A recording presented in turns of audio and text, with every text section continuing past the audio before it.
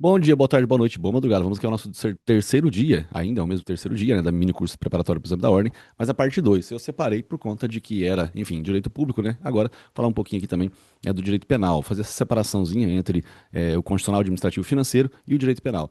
Comecei dizendo aqui sobre a teoria do crime. A teoria do crime se divide em três partes, né? Tipicidade, ilicitude e culpabilidade. Esses são os três substratos do crime. A coisa mais importante no direito penal é o dolo. Dolo é consciência e vontade. Tudo, tanto a responsabilização por crimes quanto a agravante da pena, é sempre baseado no dolo. Por exemplo, nos crimes culposos, dificilmente você tem uma agravante. Tem uma única exceção, mas dificilmente você tem uma agravante. Se você capotar o carro e machucar alguém, e machucar uma criança, não vai ter agravante por ter machucado criança, correto? Então, existe sempre o dolo. O dolo é levado em consideração. Se você vai roubar uma mulher e essa mulher está gestante de um mês e você não sabia, você só responde por roubo normal. Você não vai ter agravante por ser gestante, porque você tem que ter o quê? Sempre consciência e vontade. Vontade de roubar você tem, consciência de que ela estava gestante, você não tinha, tá bom? Depois eu mostrei aqui também, gente, que além da teoria do crime, nós temos a teoria da pena. A teoria do crime é a tipicidade, ilicitude e culpabilidade, e a teoria da pena, primeira, segunda e terceira fase. Aqui você sabe se o cara responde por crime ou não. Aqui você dosa o tamanho da pena dele. Tá bem? Vamos lá, pessoal. Então, dentro da teoria do crime, aqui na tipicidade, você tem conduta dolosa ou culposa, os elementos do tipo, nexo causal e o iter criminis. Dentro da conduta, você tem ela dolosa ou culposa. Os elementos do tipo são as palavras do artigo, subtração de coisa móvel para si ou para outrem, mediante violência ou grave ameaça, ou qualquer outro tipo de circunstância que reduza a vítima à impossibilidade de resistência.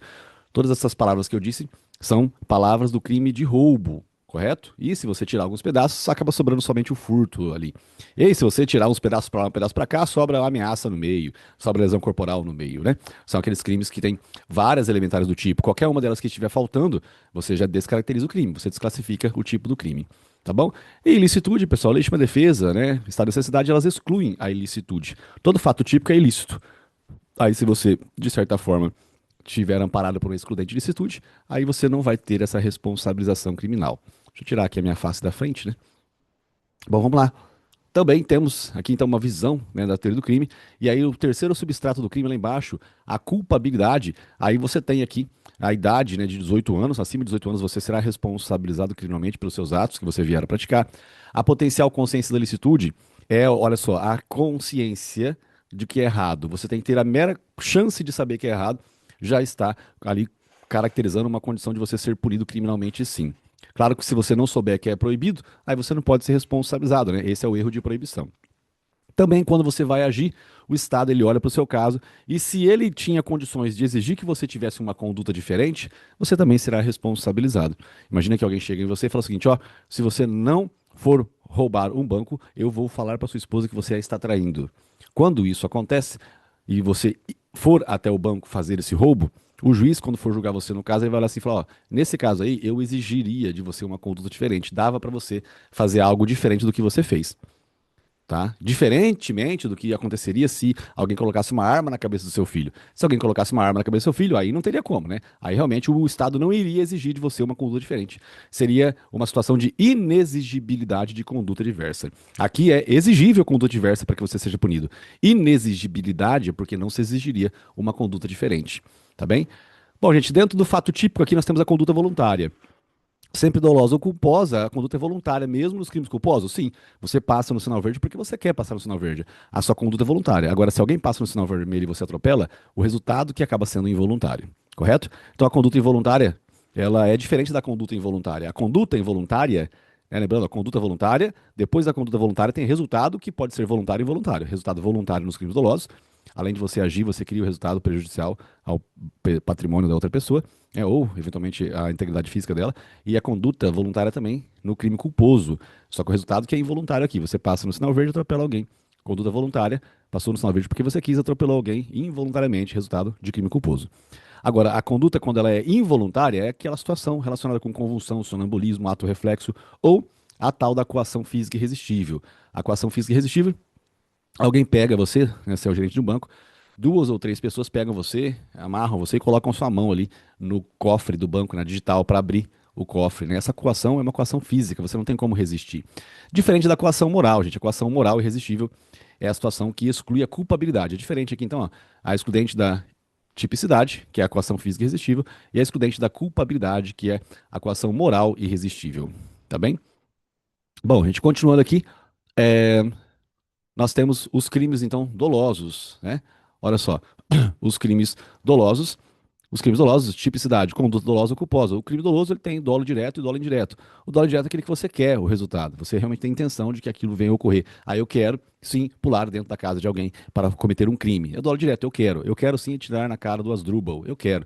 A dolo indireto, eu assumo risco, correto? Eu assumo risco. Ah, eu vou aqui, de certa forma, enfim, me embriagar completamente e vou dar cavalo de pau, mesmo os outros me avisando que eu posso machucar alguém. E eu vou falar, foda-se. Esse é o dolo eventual. Importante que não é toda vez que você está embriagado, gente, que é dolo eventual. A embriaguez, ela não é caracterização objetiva do dolo eventual. A gente não pode responsabilizar objetivamente alguém, que alguém que bebeu, todo mundo que bebeu assumiu o risco de matar alguém. Não é bem assim, tá? Então, no direito penal, para a prova da OAB, a situação do dolo eventual, ela está caracterizada com realmente assumir o risco de produzir o resultado, de prejudicar alguém. Ah, eu não tô nem aí. Se matar, matou, quero que se foda, certo? Esse é o dolo indireto, o dolo eventual. Temos também a culpa consciente e a culpa inconsciente. A culpa inconsciente é o natural, é o dia a dia. Você está aí andando com o seu carro e acaba que você atropela alguém sem querer, né? Essa é a culpa inconsciente. Você dirigiu o carro porque você quis, o atropelamento foi uma circunstância aí de resultado involuntário. Tá bom? Agora, a culpa consciente, você prevê o que pode acontecer, mas você realmente acredita que você vai conseguir evitar que aquilo ocorra. Imagina que você seja uma pessoa que dá instrução de trânsito, você dirige, você tem uma habilidade muito grande, você dirige na Stock Car, você pratica kart, você tem muito domínio sobre os carros. E acaba que você faz uma manobra um pouco ousada, acreditando que realmente você não iria fazer nada de errado. Né? Você está naqueles eventos, sabe, naquelas avenidas, brincando lá, tem várias pessoas ali perto, e você acredita que você consegue dar cavalo de pau perto de todo mundo. E aí acaba que, olha, tá branco aqui. Aí acaba que você escapa ali o seu controle e atropela umas 4, 5 pessoas, 10 pessoas. Nota que essa culpa é uma culpa consciente. Continua sendo crime culposo, mas é crime culposo, é essa culpa consciente. Certo? Então, na verdade, aqui o dolo eventual é aquele puta que pariu. Agora. Puta que pariu, não, né? O dolo eventual é o contrário. O dolo eventual é assim, ah, não tô nem aí, foda-se. É, a culpa consciente é puta que pariu, o que agora fudeu, né? O que que eu faço, né? O que que eu fui fazer? Então, a diferença entre dolo eventual e culpa consciente é essa daqui. Muito importante a gente fazer os exercícios, tá? Não deixe de fazer os exercícios, porque o treino aí, ele te traz a aprovação, tá bom? Muito importante isso daqui. Bom, depois, continuando aqui na explicação, eu trouxe à baila as elementares do tipo, tá? As palavras do artigo, e aí eu acabo dizendo, né, que essas expressões que aqui embaixo estão são muito importantes também. Crime é diferente de contravenção. Por exemplo, crime de calúnia é imputar falsamente crime a alguém. Se você imputar a contravenção penal, é difamação, tá? Reclusão e detenção são situações diferentes também. A interceptação telefônica, por exemplo, só pode acontecer nos crimes apenados com reclusão. E a pena privativa de liberdade e a pena restritiva de direitos são benefícios diferentes também, né, que acontece, na verdade, aqui são tipos de punições, né? A pena privativa de liberdade e a pena restritiva de direitos. Quando você aprende livramento condicional, você acaba observando isso aqui. A depender da situação, é uma revogação obrigatória, a depender de uma revogação facultativa, tá? Então tem que prestar atenção nas palavras, sim, do que está escrito, tá bom? Bom, vamos lá, gente. A conduta dolosa ou culposa, elementos do tipo subtração de coisa alheia-móvel. Como todo tipo penal tem que ter uma situação dolosa, porque o dolo é o elemento essencial do tipo. A culpa é elemento por exceção. O dolo é essencial. Então nunca está escrito subtração de coisa alheia-móvel com dolo. Está escrito só subtração de coisa alheia-móvel, mas de acordo com o artigo 18, inciso 1, você já acaba interpretando que é a subtração de coisa alheia-móvel com dolo, tá bom? Tem que ser com dolo, tem que ser uma conduta sempre dolosa. Tá bem? A não ser que tenha a prisão legal dos crimes culposos. São raros os crimes culposos, né, mas existem alguns deles. Certo? Então, olha só. Se você eventualmente subtrai coisa alheia-móvel com a falsa percepção da realidade, você tem lá alguns carros bonitos e você tem um R8, um Audi R8. Você está numa festa, bebe um pouco, quer cata sua chave, que está em cima de uma mesa ali, uma chave top, né, grandona, digital assim. Você cata, vai lá, abre o seu carro e leva ele embora. Só que na verdade tinha um outro cara lá também que tinha um R8 também. Só que ele estava estacionado o carro de um outro lugar e você no outro lugar, você estava bêbado, você não percebeu. Quando você abre esse carro e leva para sua casa, você subtraiu coisa alheia móvel.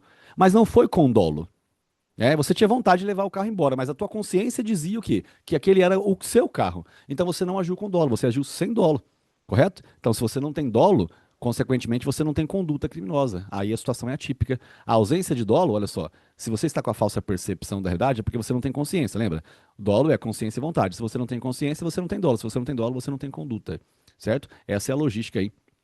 Essa é a logística, enfim, das elementares do tipo. Olha só, matar alguém também com dolo. Se você está caçando javalis e você acaba tirando um arbusto e lá atrás tinha um ser humano, você estava com a falsa percepção da realidade. Ou seja, ali, na sua cabeça, era um ser humano. Então, desculpa, na sua cabeça era um javali.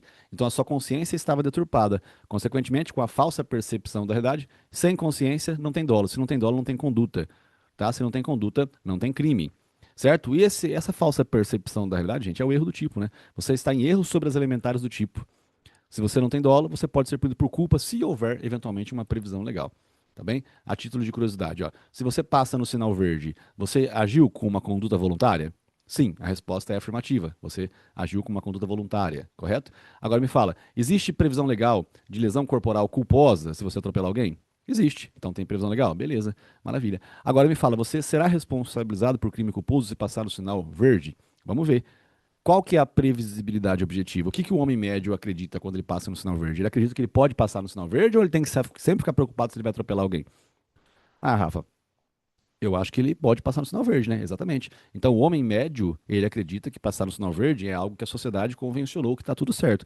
Então, por este motivo, muito embora tenha previsão legal de lesão corporal culposa, a conduta dele tenha sido voluntária, não tem previsibilidade objetiva para que ele seja responsabilizado.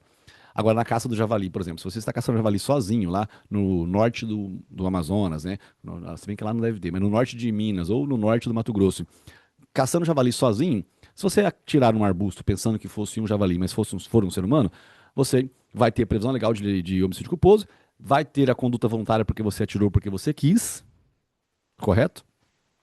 Só que, na verdade, não tinha como você prever objetivamente que ali fosse, né, que ali estivesse um ser humano, tá? Você tá sozinho lá, não tinha como você prever. Você não responde nem por crime culposo. Agora, se você tiver numa caça nacional javalis em 1.000 metros quadrados, 1 quilômetro quadrado, com 7 ou 8 caminhonetes ali caçando javalis, não é qualquer arbusto que você vê mexendo que você pode atirar, porque se você fizer isso, é, você vai responder por homicídio culposo, porque tem previsão legal, você tirou porque você quis e tinha como você prever, sim, objetivamente, que ali pudesse ter um ser humano, tá bom? Gente, foco, força e fé, farra depois de muito estudo. Ah, não acabou não, não acabou não. Acho que tem mais alguma coisa aqui de baixo aqui, ó. Pera, deixa eu ver. Ah, esse aqui é crime culposo. Opa, vamos lá, vamos lá. Acho que tem mais coisa aqui. Ah, tem sim. Pera. Ó, aí nós temos aqui a comparação de erro do tipo com erro de proibição, né? O erro de proibição, gente, é quando você não está com a potencial consciência da ilicitude. É, você não sabia que era proibido. Você simplesmente vem de um outro local e não sabe que aquela situação é proibida. Você, por exemplo, você sabe que é proibido ter um papagaio em casa? Rafa, não sabia que era proibido ter um papagaio em casa. Então, é proibido ter um papagaio em casa. Papagaio em casa, é proibido ter cobra em casa. Tudo isso são situações que têm previsão legal.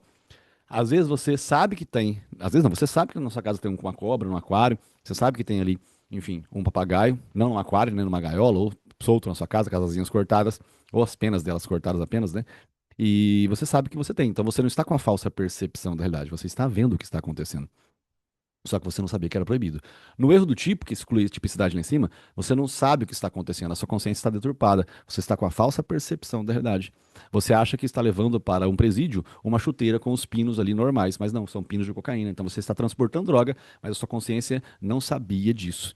Então você está em erro do tipo, tá bom? Agora o erro de proibição não. O erro de proibição você sabe o que está fazendo, você só não sabia que era proibido, tá bom? Gente, então tipicidade, ilicitude e culpabilidade.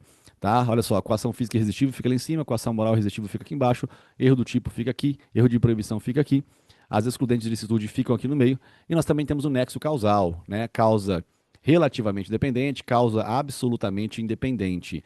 Pensa assim, se você atirar em alguém e a pessoa morrer porque ela tinha bebido veneno porque ela queria tirar a própria vida, nota que você concorreu para a morte do outro, você até queria que o outro viesse a morrer. Só que o que você fez não teve nada a ver com a morte dela. Então é uma causa absolutamente independente. Certo? É uma concausa absolutamente independente. Nesse caso, as concausas absolutamente independentes, você sempre responderá por tentativa. Você atirou para matar, a pessoa tem que estar viva, né? Porque se ela bebeu veneno, já estava morta, se você atirar para matar é crime impossível. Mas se ela estiver viva e você atira para matar e ela morrer por conta do veneno e não por conta dos seus disparos, isso é uma situação de concausa absolutamente independente. Tá bem? Se é ao mesmo tempo, depois ou antes, isso aí não importa. Você sempre responderá por tentativa nas concausas absolutamente independentes. Agora, nas concausas relativamente dependentes, existe uma relação de dependência. Agora, imagine que você esteja atirando e uma pessoa, e ela tá correndo, fugindo, né? Você tá errando os tiros, ela tá correndo, de repente ela é atropelada. Pá! Nota que ela morreu por conta do atropelamento. A causa efetiva da morte foi o atropelamento, mas a causa concorrente foi os seus disparos. Então existe uma relação de dependência aí. E foi ao mesmo tempo. Então existe aí um nexo causal de uma situação relativamente dependente ao mesmo tempo. Então, é uma concausa relativamente dependente concomitante. E aqui você responde por crime consumado, tá bom? Por crime consumado. E imagina que a pessoa também tem um problema lá de hemofilia ou um problema cardíaco. Se você souber que a pessoa tem um problema cardíaco, pessoal, e você for roubá-la, né? Mesmo com a grave ameaça, você pode ser responsabilizado sim pela morte dela também, tá? Agora, se você não sabia, você foi lá e assaltou uma pessoa que acabou de participar um mês atrás de uma maratona. Você não imagina que ela tem um problema cardíaco, correto?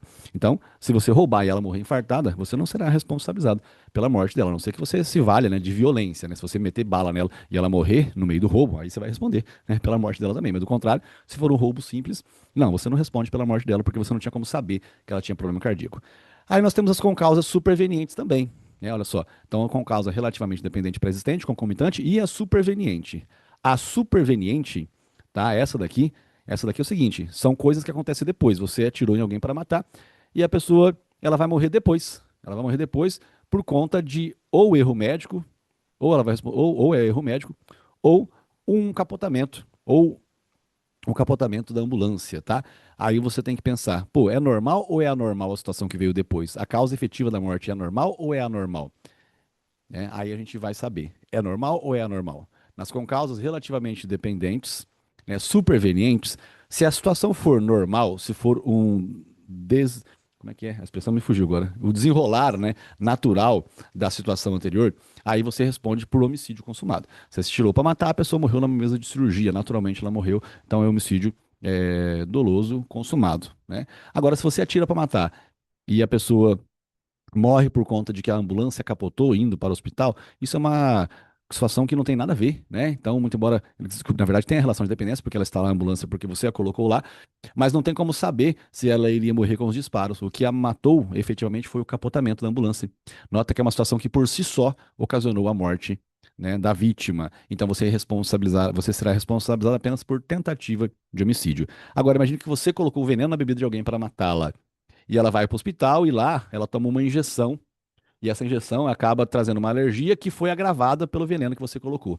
Nota que é uma coisa que tem uma relação de dependência. Nota que a, a injeção não foi por si só ocasionadora do resultado morte igual o capotamento da ambulância. O capotamento da ambulância foi ele por si só que matou a vítima. Agora, o veneno que você colocou agravou a injeção, o erro da enfermeira. Então, o erro da enfermeira vai caracterizar, assim, enfim, uma causa efetiva da morte. Mas aquilo que você fez concorreu para a morte, tem uma relação de dependência e não foi por si só a injeção que matou. A injeção agravou o problema do veneno e o veneno agravou o problema da injeção. Você responderá por homicídio consumado. Basicamente é o seguinte, pessoal. Nas concausas absolutamente independentes, você responde sempre por tentativa. E nas concausas relativamente dependentes, nas pré-existentes e nas concomitantes, você responde por consumado. E na superveniente, depende. Na superveniente aqui embaixo, ó, depende. Se for uma situação normal, você responde por consumado. Se for anormal, você responde por tentativa, tá bom? Então aqui em cima você responde por consumado e na anormal você responde por tentativa. Se a causa efetiva por si só ocasionou o resultado, você responde por tentativa. Agora acabou. Foco, força e fé, farra depois de muito estudo.